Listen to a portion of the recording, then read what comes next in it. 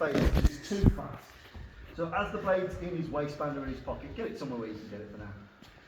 There's a small window of time between this and he pulls it out. And that small window of time, sorry, don't make me a redstone.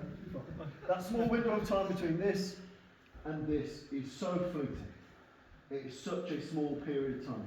And you saw how practiced that young man was of lift the garment, draw the weapon, done. Yeah?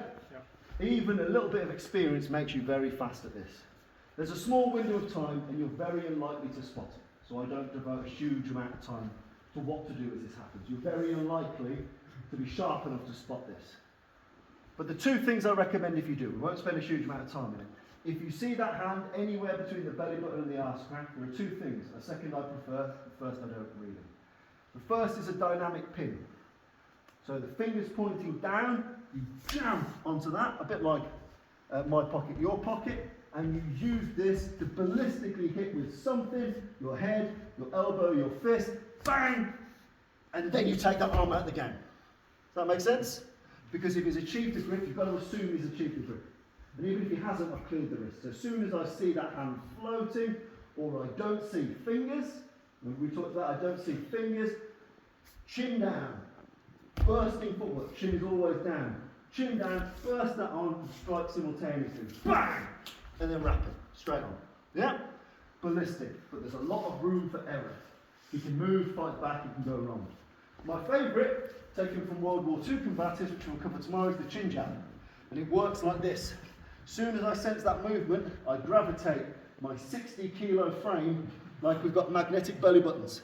So as soon as I see that happens, imagine we've got magnetic belly buttons, we crash. So I step, grab a hard lump of kidney at the same time. Boom! And at the same time I do that, I drive my palm under his chin, fingers to the eyes. What hits the ground first? Back of his head. It's not an ippon, it's a broken skull I'm after. Raised shoulder. See? So if I see that, I gut check it. So even if I do nothing else, my body being here makes that difficult. You'll notice? I've driven in. I've gone, not today. Hit him with the palm here, fingers on the eyes, back of the head hits the ground first. But I've gut checked that draw. Does this make sense?